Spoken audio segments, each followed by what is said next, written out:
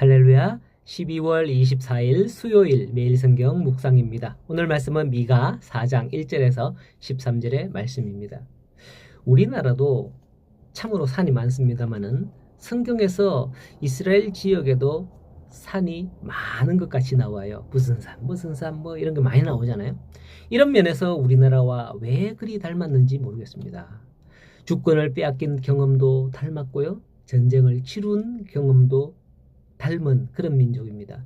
그래서 그들의 땅에서 여기까지 날아온 그 복음이 남같지 않게 우리에게 주시는 구원으로 받아들여지는 건지도 모르겠습니다.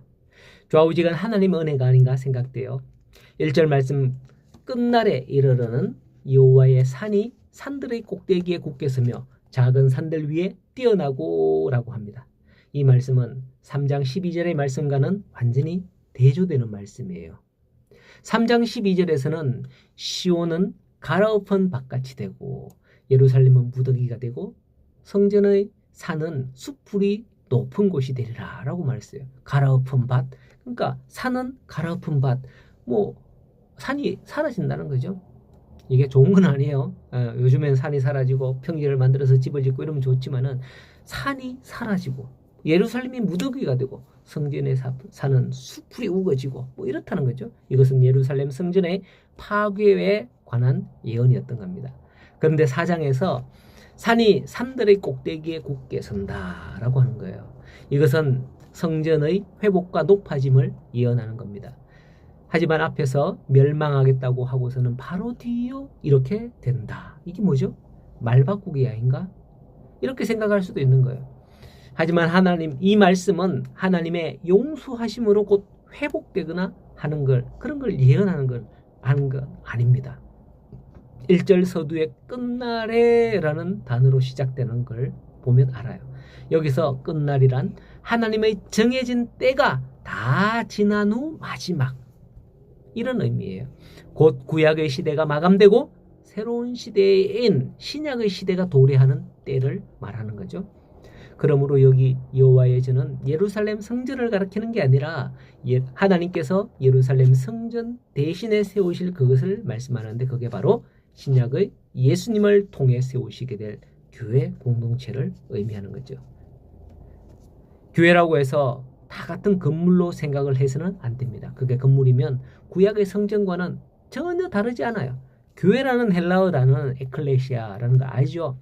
에크, 밖에서부터, 칼레오, 부르다. 그래서 이게 합성어돼서 에클레시아라는 합성어예요. 에클레시아라는 말을 교회로 사용하는데요. 이 말은 건물을 의미하는 게 아니라 불러 모은 성도들 그 모임 자체를 교회다라고 하는 거죠. 우리가 여기서 주목해야 할 사실은 숲을 무더기로 전락할 여호와의 전에 산들의 꼭대기에 서게 된다라고 하는 겁니다. 대부분의 사람들이 짐승은 자기 원래 터전이 무너지면 또 다른 터전을 찾아 나서게 되잖아요. 짐승은. 사람들도 또 그렇게 여기에서 터전을 못 잡으면 또 옮겨서 저쪽에 터전을 잡고 그렇게 했어요.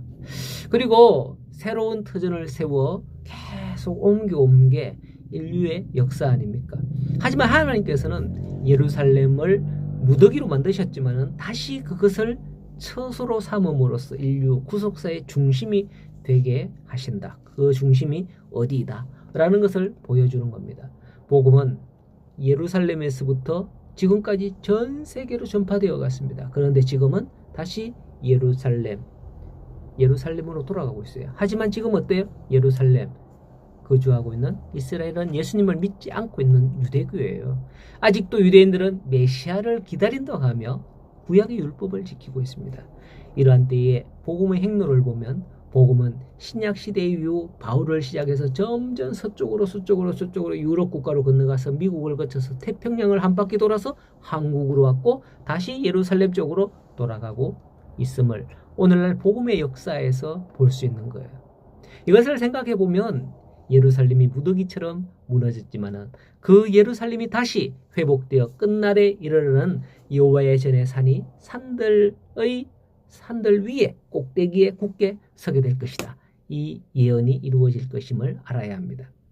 2절에 그때의 민족들이 그리로 몰려가고 많은 이방 사람들이 가서 이르기를 오라 우리가 여호와의 산에 올라 야곱의 하나님의 전에 이르자 그가 그의 도를 가지고 우리를 가르칠 것이다 라고 합니다.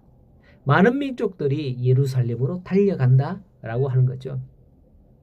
이것을 핵심으로 삼고 선교하는 선교단체가 있는데요.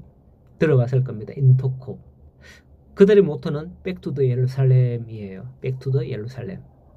바로 이 말씀을 핵심으로 삼은 선교단체다는 거죠. 일각에서는 인터콥을 이단으로 생각하거나 그렇게 하기도 하는데 왜냐하면 뭐 조금 과하게 일을 추진하거나 기존 교회에 있는 성도들을 자꾸 자기들 그쪽으로 이탈하게 하니까 좀 그렇게 생각을 하는 거죠. 그래서 다른 교단과 마찰이 생기기도 하고 또 이런 백투더 예루살렘 그래서 뭐 단기 선교라는 말 들어보셨잖아요.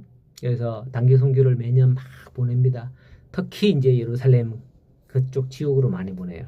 그러면서 그곳에 다른 교단이나 그런 선교사님들이 나가서 선교를 하는데요. 사실은 그쪽에는 자기들의 신분을 드러내놓고 못합니다. 예, 이슬람 단체들과 혹시나 마찰이 생기고 이렇게 해서 그래서 현지 선교사님들은 안전을 위해서 자기의 소속을 드러내지 않고 하는데 이 인터콥에서 와갖고 훌쩍고 가니까 조금 그 마찰이 생기는 것 같아요. 저는 잘 모르겠어요. 어쨌든 좌우지간 그들의 모토가 백투더 예루살렘, 예루살렘으로 돌아간다 라는 것이란 거죠. 사실 성경은 그때가 되면 평화와 안녕의 시대가 도래할 징조가 보일 것이다 예언하고 있습니다. 3절에 칼을 쳐서 보습이 뭔지 아십니까? 그 옛날 저는 경운기 갖고 돈을 갈아봤는데요.